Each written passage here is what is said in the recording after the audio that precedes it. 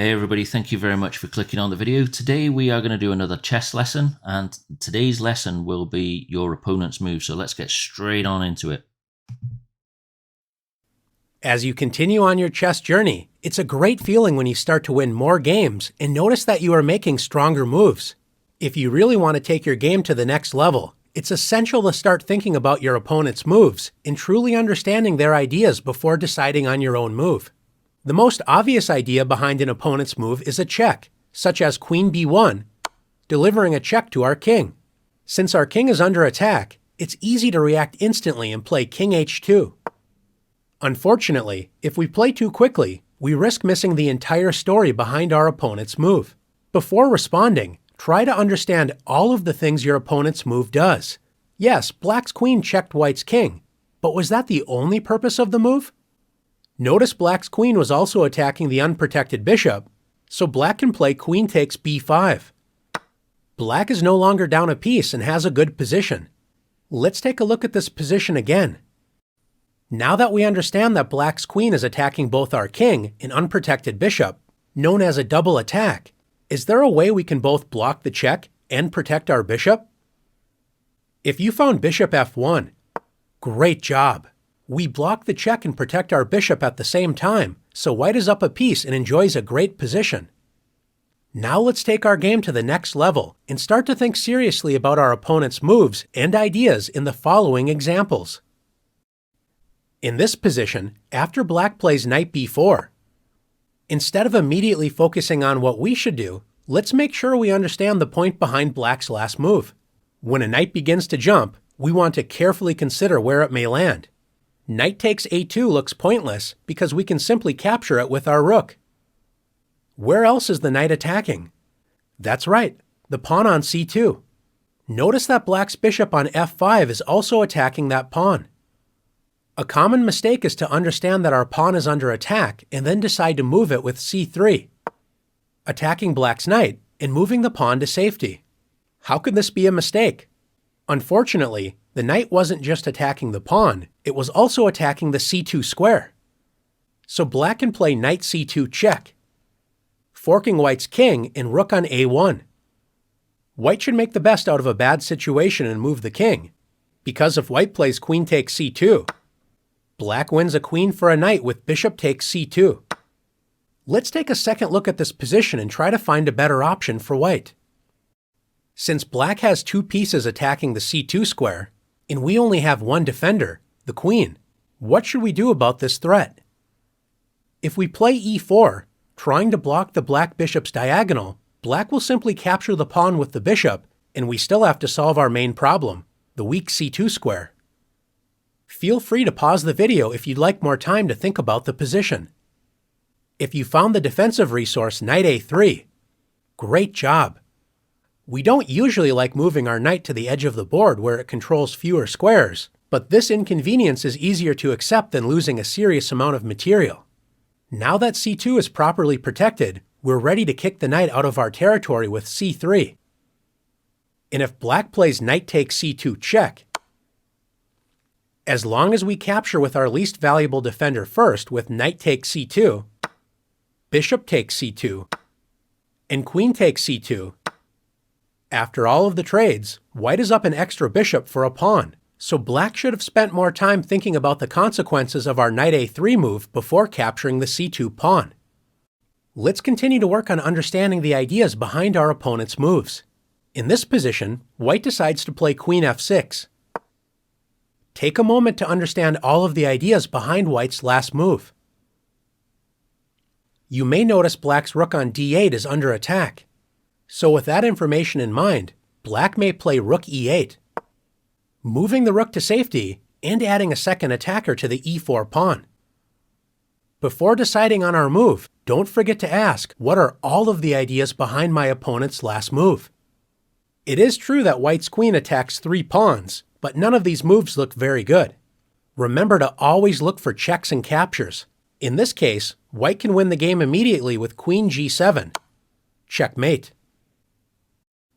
After carefully considering all of the ideas behind our opponent's last move, how can we both prevent checkmate and protect our rook on d8? It might not look possible, but your knight on c5 is ready to come to the rescue. Where can you move your knight to stay in the game? That's right, you can play knight e6. This move prevents checkmate on g7, as the knight would simply capture the queen, and it also protects the rook on d8. Knight e6 isn't the first move that may come to mind, but by taking the time to fully understand the ideas behind your opponent's move, we can find these important resources.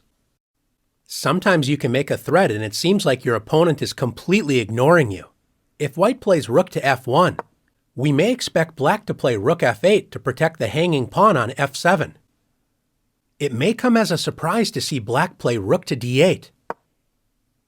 This move seems to completely ignore our threat of rook takes f7. Of course, sometimes your opponent only focuses on their own moves and misses the purpose behind your moves. If you don't see a point behind your opponent's last move, you need to trust yourself and continue with your plan. If it turns out you overlooked a tactic, you will gain a valuable lesson, but you cannot fear threats that you do not see. It turns out that rook d8, lining up with our king, is a very tricky way to defend the f7 pawn. So white should move the king off of the same file as black's rook with a move such as king c4. After rook takes f7, black has a surprising move which wins white's rook. Take a moment to look for this incredible resource. If you found the powerful move knight e5 check, excellent job. The pawn on d4 cannot capture the knight, as it would put our own king in check, which is illegal. And after white moves the king to safety with a move such as king e2, black wins the rook with knight takes f7. Let's take a look at one more example together. Chess is such a beautiful game as there are so many layers to discover. In this position, black plays knight takes b3. What is the point of this move? It looks like black is simply offering a trade of pieces. One way to help improve your game is to ask yourself every time your opponent makes a move, if my opponent had another move, what would they play? We might assume black would simply move the knight to safety and be up a piece. If white doesn't think carefully about this question and simply plays a takes b3, white is in for a rude awakening. When you ask, if my opponent had another move, what would they play? Always look at every single check and capture your opponent can play, because these are the moves that may cost you the game, as in this case, with queen c1. Checkmate. Since black's threat is queen c1 checkmate, you might make a quick decision and play a move like g3, opening up an escape square for your king. Before deciding to not recapture black's knight and accept being down a piece, is there another way to capture black's knight and prevent checkmate? Notice white's queen is on c7, and it could guard the checkmate square if the c2 pawn wasn't in the way. This means we can play c takes b3. So now black cannot play queen c1, as we would simply capture the queen. You've done an excellent job working through one of the most important skills to develop, always looking out for your opponent's moves and making sure you understand the ideas hidden behind them. Now let's stay alert and remain one step ahead of our opponent's moves and the challenges. Okay, so that was pretty solid stuff, and I'm nervous because I'm really terrible at spotting these things. Black is attacking our king and rook on e1. What is white's best defense?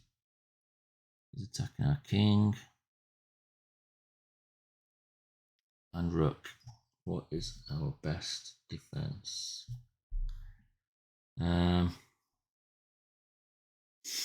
Let me think.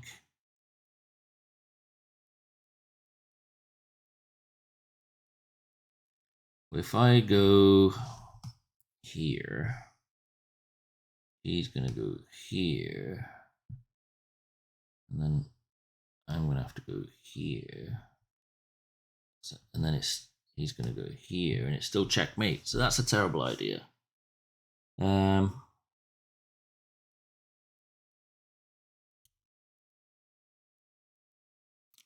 So to defend that, normally what I do is look for checks.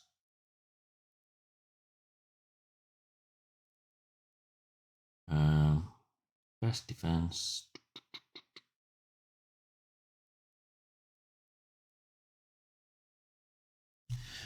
Just so I don't bore you guys for the video, I'm going to click hint.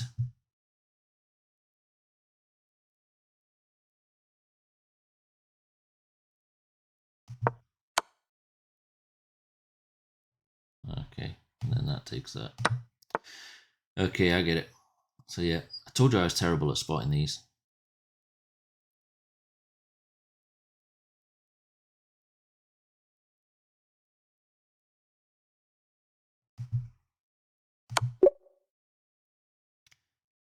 Sometimes I get them, sometimes I don't. White knight leaps to the b5. What is White's threat and how should he handle it? So he's gonna go here to threaten here. And this is like the video one.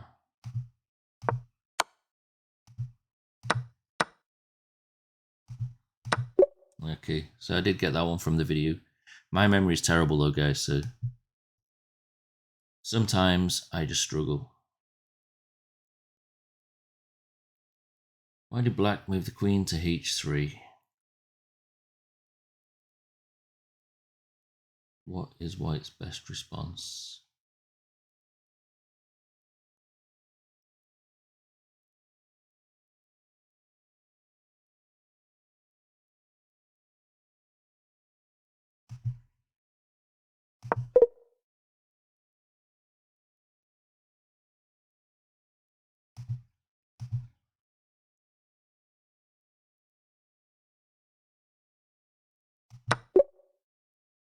Let's take it. That was too easy, right?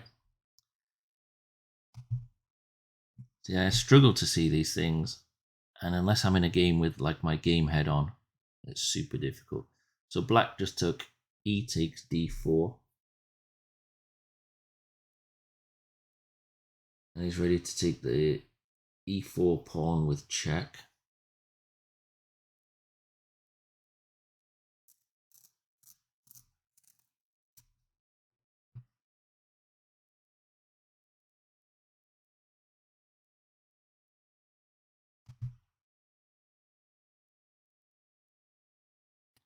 So if black captures the e4 pawn with the queen, yeah, I could put this here, but then it's just hanging. No, it's not. It's got this backing it up. That's the move. No, it's not.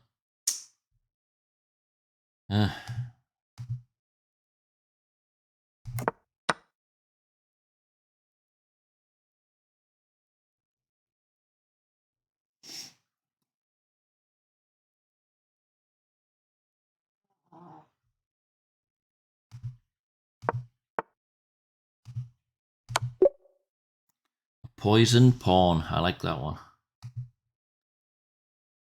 How can white check black's king and attack an unprotected pawn at the same time?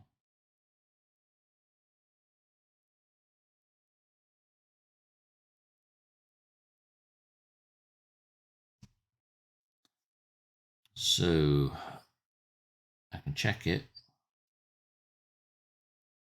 You just take it back.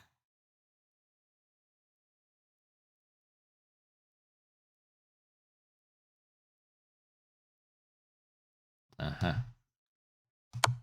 There. There.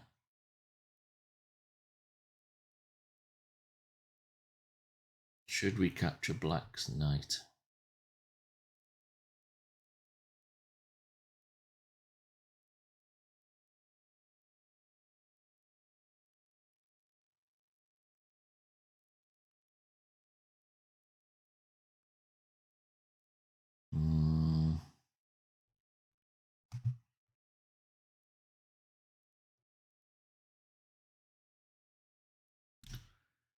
Pressure, pressure, pressure.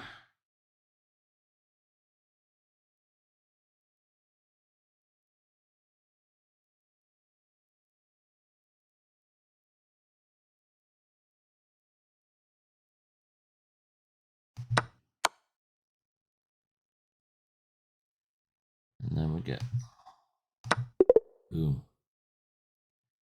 Okay, so I was pretty terrible at those, but hopefully it was useful for you guys. Let me know in the comments if you want to see some more of these. I'm going to do them anyway. But I appreciate the comments. Thank you very much. Like and subscribe for more, and I'll catch you in the next video. Take care, guys. Bye-bye.